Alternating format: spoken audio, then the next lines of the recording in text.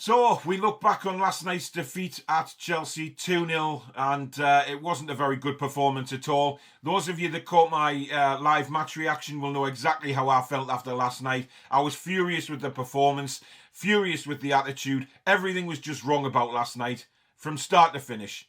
But let's have a look at the player ratings. Let's see what I give them. And we'll look back on the game and see where we go moving forward. This is the Toon Review.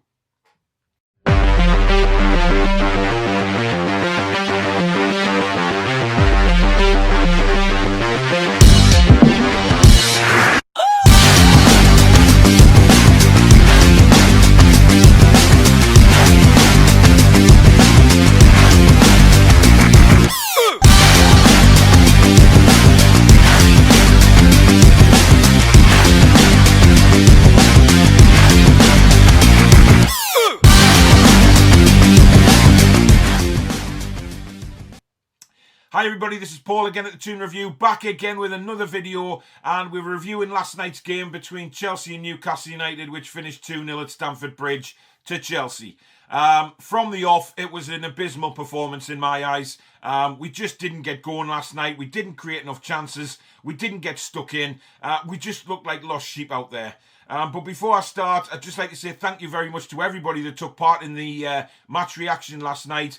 Well over 100 people watching that live. It was fantastic to see so many people on, and I really do appreciate that. I'm going to start doing them every match now from now on. I really enjoyed it, and I think you guys did as well. And also, thank you very much to everyone for getting me over the 1,000 subscribers. Massive achievement for me, it really is. I'm over the moon with it, but it's down to you guys, so thank you very much. Looking on at the match last night, it was just, like I say, a farce. I was so disappointed, and not because we lost. Let's get that straight. We lost at Chelsea, which is fair enough. Chelsea aren't a bad side. I don't think they're very as brilliant as they used to be by a long stretch of the imagination. However, they are a strong side, especially at home. And, you know, Newcastle United over the years, we've expected to lose at Chelsea. It was the manner that we lost. The manner of the defeat was disgusting.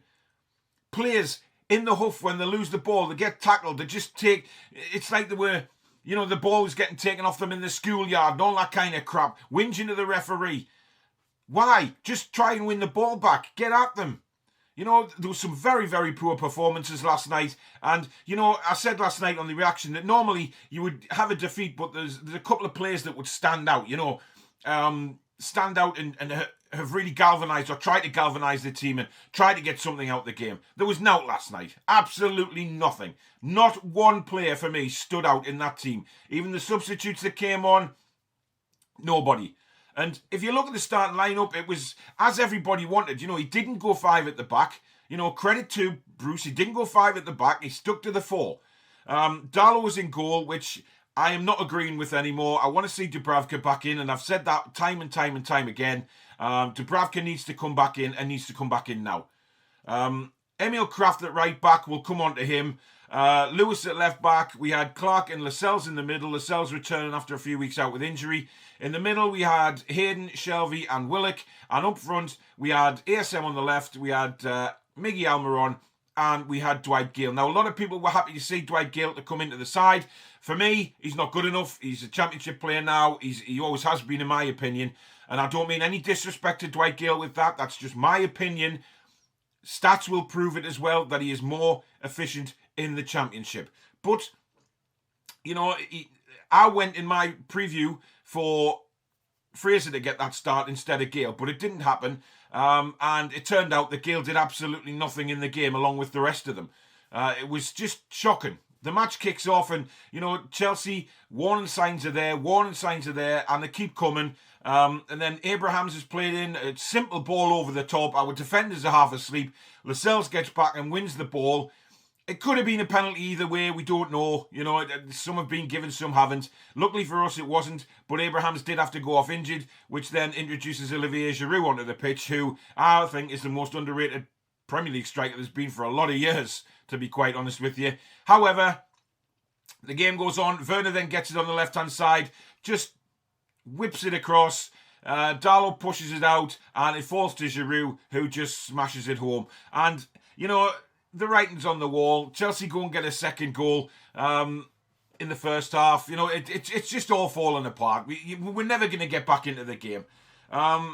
So, for me, a very, very disappointing performance, as people know. I know a few channels have said, you know, we were good in the second half.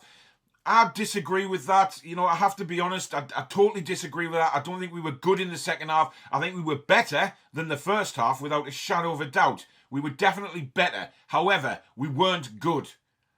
Because if we were good, we would have created some opportunities. We would have, you know, tested Kepa a lot more than we did. And that's a disappointing thing for me, is the fact that, you know, this guy has been abysmal since he's come to England. He's made so many mistakes. We never tested him. We never gave him a hard time at all. Free kick from Shelvey in the second half. Comfortable save for Kepa. But we didn't test him at all. We didn't give him a really hard time from corners or whatever it may be. You know, through balls, making him decide whether he's got to come out or not. Nothing like that. And that for me is shambolic. You know, that's bad management. You know, you should be telling the players, let's get at this goalkeeper. You know, he's not, his confidence is rock bottom. He's been dropped so many times. He's made so many mistakes. Let's get at him. But no, we didn't. Shocking. Absolutely shocking. So we move on to player ratings, and, you know, I've got to be honest with my player ratings. And like I've said earlier in the video, I don't think anybody played very well last night. We'll start off with Carl Darlow. Some people have said, you know, he could have done better with the first goal when he just pushed it out into the middle. I kind of agree with that, but the ball it came in so quick. But for me, Darlow not good enough again, and I'll give him a 4. Emil Kraft at right back. Now, this guy was abysmal last night, let's face it. Thomas Tuchel had done his homework. He knew where to target Newcastle United, and the right back situation is a major crisis for us at the minute. So Emil Kraft was just ripped a new one the whole game by Timo Werner. And he gets a 1 for me. He was absolutely dreadful. Moving across to left back, Jamal Lewis. Again, on and off. Some of his clearances were straight to Chelsea players. His tackling is still abysmal. His positional play just isn't there. So he gets a 3 for me. Jamal Lascelles. Well, he made a very good tackle, in my opinion, for that Abraham's breakaway. I still convinced myself he got the ball. Like I say, it could have been a penalty either way. You know, you've seen them given and you've seen them not. So it was just one of those. VAR had a close look at it. It was deemed a good tackle by Lascelles, and that's good enough in my eyes. But again, you know, certain aspects of the defending weren't good last night. You know, man marking again is just non-existent. We don't seem to pick players up that are coming into the area. You know, so many times Chelsea players found themselves in acres of space in the middle, but, you know, it's just the way we are at the moment. But I'll give Lascelles a 4. Moving on to Kieran Clark. Again, you know, it's hard for Kieran Clark, you know, but he has to play with the rest of them, doesn't he? And it's hit and miss with him. I'm going to go straight down the middle with Kieran Clark and give him a 5. I don't think he did anything particularly wrong. But again, defensively wise, we need to work as a unit as the back four, and they need to wake up very, very quickly. Into the midfield, Jonjo Shelvey. The game passes him by now, as far as I'm concerned. I don't know whether his legs have gone or whether he's just bad attitude or whatever it may be. I just think the game passes him by. He didn't really have any effect. He had a free kick in the second half, a free kick in the first half, which was abysmal.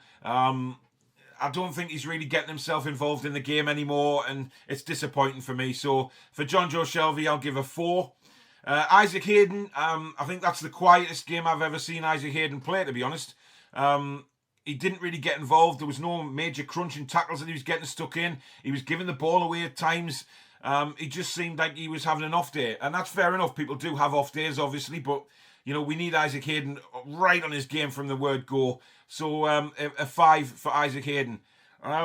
Joe Willock, I thought was our biggest threat, really, through the whole game. He got into some good chances, especially in the second half. You know, he kind of mishit one wide of the post. He had a good header saved by Kepa. So, yeah, he got into some very, very decent positions. And, again, a good engine. So I'll give a 6 to Joe Willock.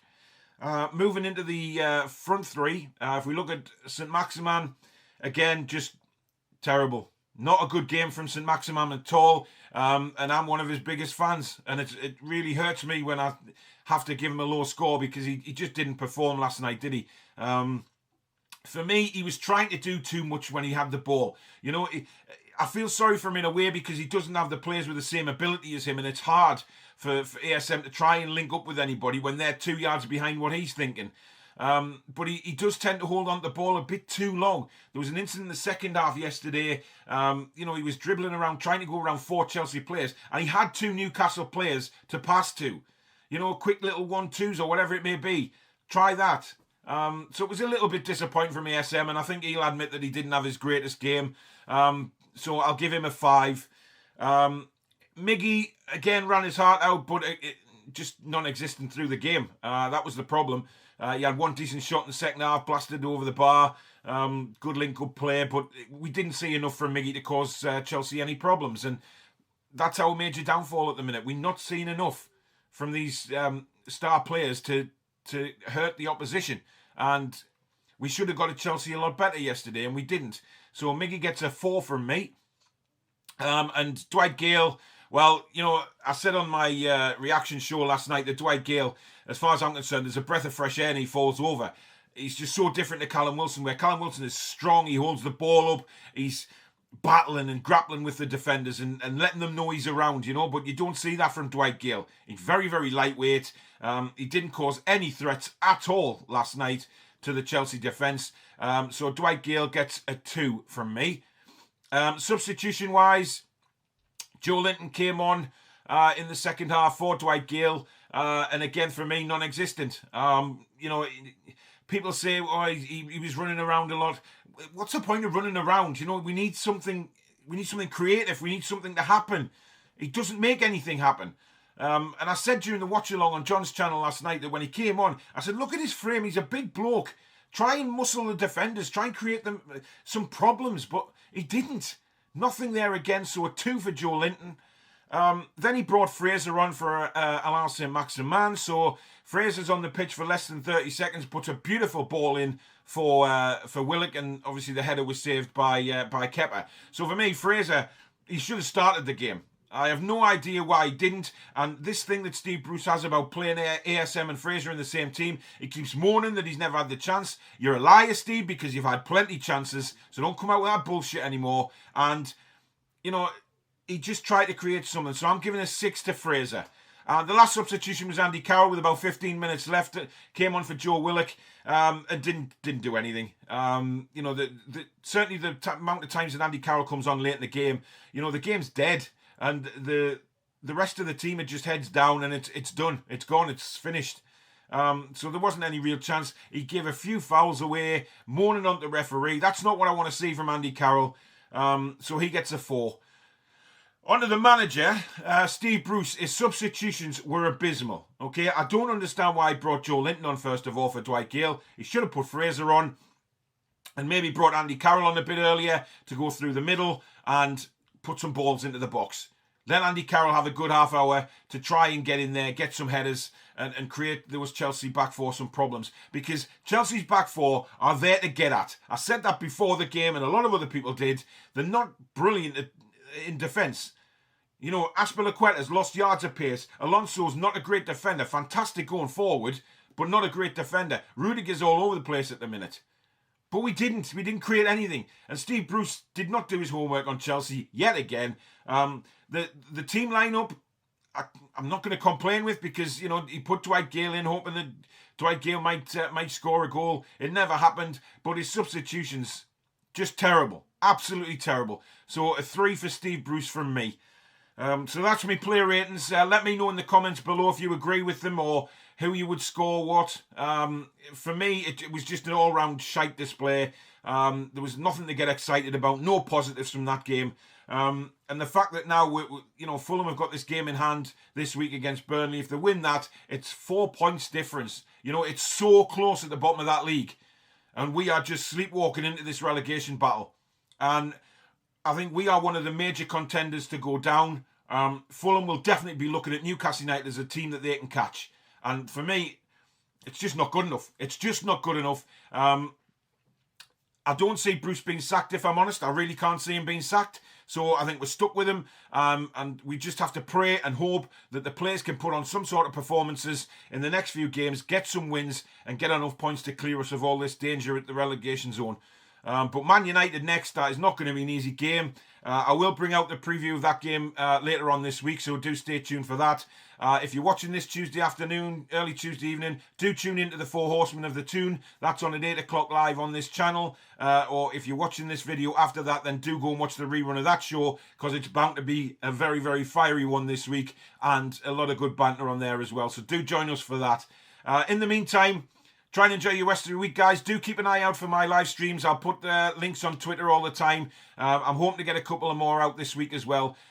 So thank you very much again for all the new subscribers and get me over 1,000. I really do appreciate it. In the meantime, let's try and forget the Chelsea game. Try and look forward, trying to get some positives back in this fan base. But until then, take care. Be strong. Be